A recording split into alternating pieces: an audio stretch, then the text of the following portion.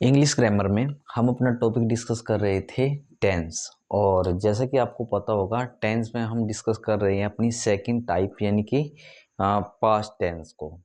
और past tense में भी हमने क्या कर लिया है, इसकी जो पहली सब टाइप बनती है मीन्स कि पास्ट इंडेफिनिट टेंस को, ठीक है ना, विद आप एक स्लैब के, एक टेबल के, उसके अंदर जो हमारे कंसेप्ट बनते थे उन सभी कंसेप्ट को हमने यहाँ पे क्या किया है, डिस्कस किया है। तब हम क्या है, इसी सीरीज में जो पास्ट टेंस है इसकी हम आज क्या करने वाले हैं, सेकंड सब टाइप को हम यहाँ डिस्कस करने वाले हैं। और जो कि क्या रहने वाली आपकी पास्ट कॉन्टिन्यूस टेंस। मीन्स कि जो भी टेबल मैं आपकी ना यहाँ पे बनवाने वाला हूँ उसके अंदर जो भी आपको लगता है कि हमारे लिए ये इम्पोर्टेंट हो सकता है तो आपको क्या है, उन चीज़ों को अच्छे से रिवाइज कर लेना है। जहाँ आपको लगता है कि याद करने की ज़रूरत है तो उन चीज़ों को आपको क्या करना है, अच्छे से याद कर लेना है। ओके, तो आइए जल्दी से हम डिस्कस कर लेते हैं। तो देखो हम क्या डिस्कस कर रहे थे, यानी कि सेकंड टेंस के बारे में, मीन्स कि पास्ट टेंस के बारे में हम यहाँ क्या कर रहे हैं, डिस्कस कर रहे हैं, ठीक है। और यदि हम इसमें आगे बात करें तो किसके अकॉर्डिंग हम इनको डिस्कस कर रहे हैं, इनके सेंटेंसेस के अकॉर्डिंग हम इन चीज़ों को डिस्कस कर रहे हैं। तो यानी कि हम इसमें क्या है, अफर्मेटिव या सिंपल सेंटेंस के बारे में डिस्कस करने वाले हैं, ठीक है। उसके बाद क्या है, नेगेटिव सेंटेंस के अकॉर्डिंग जो इम्पोर्टेंट कंसेप्ट बनेगा वो डिस्कस करेंगे हम। उसके बाद क्या है, इंटेरोगेटिव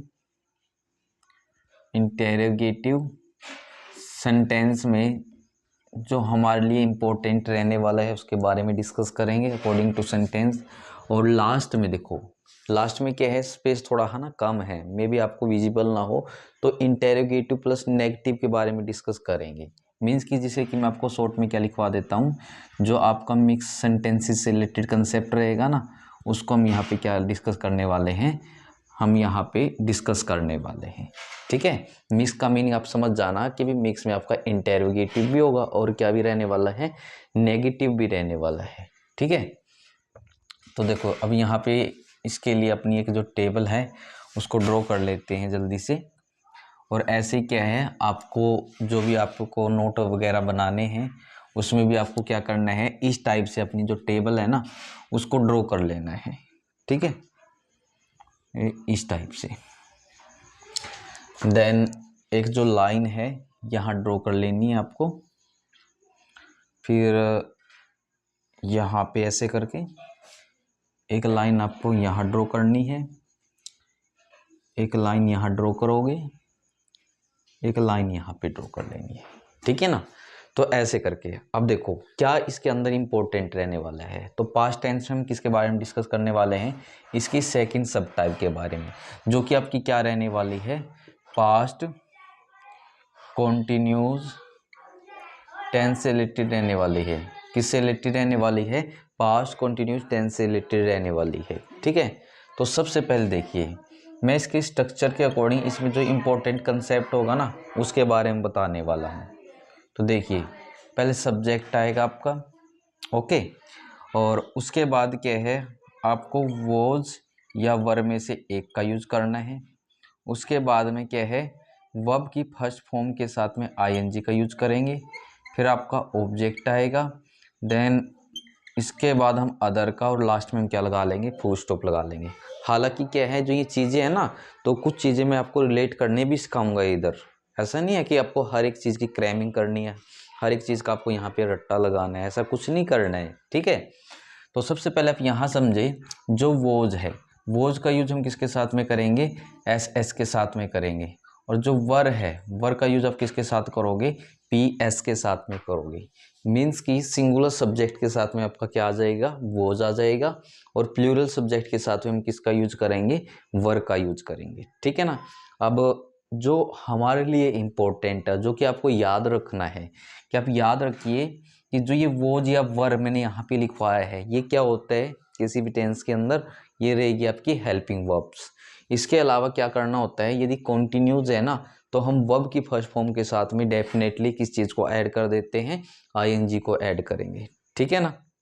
तो ऐसे करके क्या था, सिंपल जो आपका सेंटेंस था, अफर्मेटिव था, उसके स्ट्रक्चर के अकॉर्डिंग जो हमारा इंपॉर्टेंट रह सकता है उसके बारे में हमने यहाँ पे डिस्कस किया है। कैसे रिलेट किया जाता है वो मैं आपको ना कुछ देर के बाद बताने वाला हूँ, ठीक है। तो ये जल्दी से एक बार क्या है, सेकंड में जो नेगेटिव सेंटेंस है इसके स्ट्रक्चर की बात कर लेते हैं। तो सबसे पहले तो आपको क्या है, इसमें यही पता होना चाहिए कि जो नेगेटिव सेंटेंस है इसमें किसकी सेंस आती है। आप बोलोगे नकारात्मक सेंस आती है, मीन्स कि इसमें हमें किसकी सेंस आएगी, नहीं की सेंस आएगी। और नहीं का मतलब क्या हो जाएगा, इसके अंदर नोट से हो जाएगा। किससे हो जाता है, नोट से। तो सबसे पहले क्या है, स्ट्रक्चर के अकॉर्डिंग आपको क्या क्या बातें याद रखनी है। तो हम किसका यूज करेंगे, पहले तो सब्जेक्ट, उसके बाद आप वॉज या वर में सब्जेक्ट के अकॉर्डिंग, मतलब कि सब्जेक्ट को देखने के बाद एक का यूज करोगे। देन क्या है, आपको यहाँ पे नोट का यूज करना है। और नोट का यूज क्यों करना है, क्योंकि जो सेंटेंस होगा आपका नेगेटिव होगा, तो नेगेटिव बनाने के लिए हम यहाँ पे नोट का यूज करते हैं। उसके बाद में क्या है, वर्ब की फर्स्ट फॉर्म के साथ में आईएनजी का यूज करेंगे। फिर क्या आएगा, आपका ऑब्जेक्ट आएगा। अदर में कुछ है या बच जाता है वो लिख देना है। और लास्ट में क्या लगा लेंगे, हम फुल स्टॉप लगा लेंगे। ये बताने की जरूरत नहीं, वॉज का यूज सिंगुलर सब्जेक्ट के साथ में करते हैं, वर्ब का यूज प्लूरल सब्जेक्ट के साथ में किया जाता है। ये मैंने आपको अभी बताया है, ठीक है। अब ये तो देखो, हेल्पिंग वर्ब तो मतलब कि जो चार के चार सेंटेंस आप डिस्कस करोगे ये तो आपकी सेम की सेम रहने वाली है। इसके अलावा मेन वर्ब की बात करें तो वर्ब की फर्स्ट फॉर्म के साथ आईएनजी भी लगना है। इसमें एक इम्पोर्टेंट क्या आ गया, अभी नोट को ध्यान में रखना है। कई बार ये कन्फ्यूज हो जाए ना कि भाई नोट किस नंबर पे लगाए। तो मोस्टली होता है क्या है, जो नोट है ना, आप कोशिश करिए या फिर किसी भी एग्जाम्पल को देख के ना वहाँ से समझने की कोशिश करें। जो नोट है मोस्टली कहाँ पे यूज किया जाता है, थर्ड नंबर पे यूज किया जाता है, ठीक है। तो इसका स्ट्रक्चर हो गया है। अब इसी में क्या है, इंटेरोगेटिव सेंटेंस में जो स्ट्रक्चर होगा, स्ट्रक्चर के अकॉर्डिंग जो इंपॉर्टेंट कंसेप्ट होंगे उसके बारे में डिस्कस करेंगे। तो जैसे कि मैं आपको बार बार बता रहा हूँ, इंटेरोगेटिव सेंटेंस में क्या होता है, क्वेश्चन पूछे जाते हैं। तो क्वेश्चन पूछे जाते हैं तो मीन्स कि इसमें क्या होगा, जो लास्ट में आप फुल स्टॉप न लगा करके किसका यूज करोगे, साइन ऑफ इंटेरोगेशन, मीन्स की क्वेश्चन मार्क का यूज करते हो। अब देखिए इसका स्ट्रक्चर क्या है और स्ट्रक्चर के अकॉर्डिंग इंपॉर्टेंट चीज़ें क्या हैं। तो हम क्या करेंगे, स्टार्टिंग में तो हेल्पिंग वर्ब के तौर पे वॉज या वर्ब में से एक का यूज करेंगे। और इन दोनों में से एक का यूज किसको देख के करना है, सब्जेक्ट को देख के करना है। उसके बाद में क्या होगा, आपका वर्ब की फर्स्ट फॉर्म के साथ में हमें किसका यूज करना है, आईएनजी का यूज करना है। फिर आपका क्या आएगा, ऑब्जेक्ट आएगा। ऑब्जेक्ट के बाद में हमें किसका यूज करना है, अदर का। और हम लास्ट में क्या लगा लेंगे, साइन ऑफ इंटेरोगेशन। गलती से फुल स्टॉप नहीं लगाना है आपको, क्योंकि इसमें क्वेश्चन पूछे जाएंगे और जिसमें क्वेश्चन पूछे जाते हैं वहाँ गलती से हम फुल स्टॉप नहीं लगा सकते। इसका ही यूज करना है आपको, क्वेश्चन मार्क का यूज करना है। अब इसमें इंपॉर्टेंट क्या है, इसमें इंपॉर्टेंट ये है कि इसमें जो भी हेल्पिंग वर्ब थी ना आपकी इस टेंस के लिए, तो ये जो वॉज या फिर वर था वो हम किस में यूज कर लेंगे, इंटेरोगेटिव सेंटेंस के अंदर। वो सब्जेक्ट से पहले यहाँ पे यूज कर लिया जाता है और लास्ट में साइन ऑफ इंटेरोगेशन लगा दिया जाता है, ठीक है। उसके बाद देखिए भी हम मिक्स सेंटेंस के बारे में बात करते हैं कि जो इसका स्ट्रक्चर है। मिक्स में मैंने क्या बताया है कि जो आपका इंटेरोगेटिव और नेगेटिव से मिलके बनेगा। इंटेरोगेटिव है तो मतलब समझ जाना कि हेल्पिंग वर्ब पहले लगेगी सब्जेक्ट से। नेगेटिव भी है मतलब कि कहीं ना कहीं नोट का भी यूज होगा। मीन्स कि पहले मैं एक बार स्ट्रक्चर बता देता हूँ, उसके बाद में क्या है, जो कंसेप्ट है वैसे आपको खुद भी समझ में आ जाएगा, जैसे कि मैं यहाँ पे जो भी चीज़ लिखवाने वाला हूँ, ठीक है। पहले तुम क्या करेंगे, वॉज या वर का यूज करेंगे। उसके बाद क्या है, हम सब्जेक्ट का यूज करते हैं। सब्जेक्ट के बाद में आपको किसका यूज करना है, नोट का यूज करना है। फिर उसके बाद में वर्ब की फर्स्ट फॉर्म के साथ आईएनजी आएगा। फिर हम किसका यूज करेंगे, ऑब्जेक्ट का यूज करेंगे। ऑब्जेक्ट के बाद में हम किसका यूज कर सकते हैं, अदर का, मतलब जो भी बच जाता है। और देन लास्ट में क्या है, क्योंकि इसमें भी इनडायरेक्टली क्वेश्चन पूछा जाता है तो साइन ऑफ इंटेरोगेशन लगाना है, न कि इसमें आप गलती से फुल स्टॉप लगा दो, ठीक है।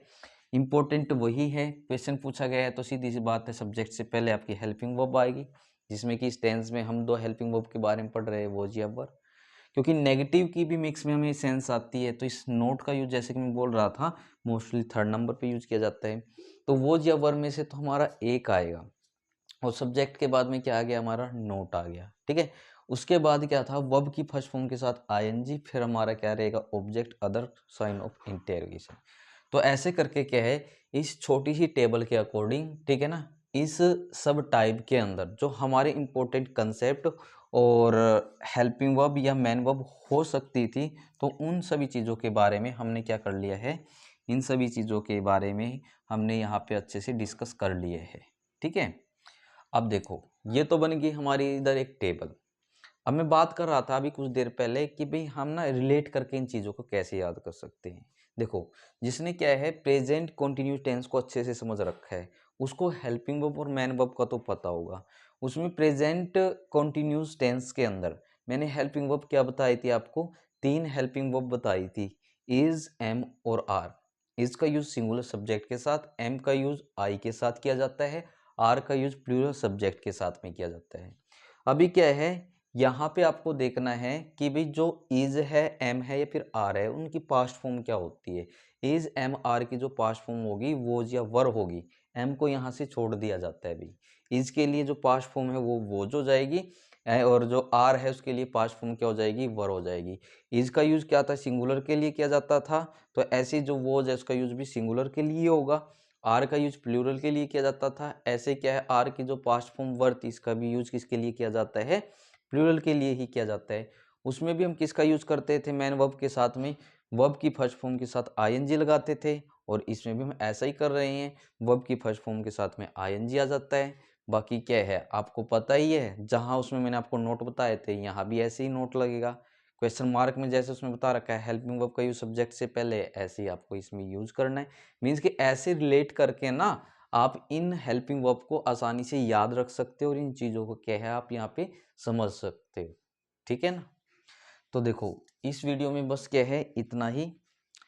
तो हम क्या है थोड़ा करेंगे, लेकिन क्या है ये चीज़ें आपको अच्छे से क्लियर होनी चाहिए। ठीक है ना, आप सभी को ये चीज़ें क्या है अच्छे से समझ में आ जानी चाहिए, क्योंकि क्या है जब हम बाद में इनसे रिलेटेड एग्जाम्पल डिस्कस कर रहे होंगे या इनसे रिलेटेड जो भी रूल्स बनेंगे डिस्कस करेंगे, तो आपको पता होगा कि भाई यहाँ पे इस सिचुएशन में हम इस हेल्पिंग वर्ब का यूज़ करते हैं, तो वहाँ पे आपसे फिर बिल्कुल भी गलती नहीं होगी। ठीक है, तो फिलहाल के लिए इस वीडियो में इतना ही रहने वाला है। अभी तक जितना भी आपको कराया गया है उन सभी चीज़ों को आपको क्या करना है, अच्छे से यहाँ पे रिवीजन करना है। ठीक है ना, तो फिलहाल इस वीडियो में इतना ही। तो हम कल मिलेंगे अपनी नेक्स्ट वीडियो में अपने नेक्स्ट सब टाइप के साथ में। ओके।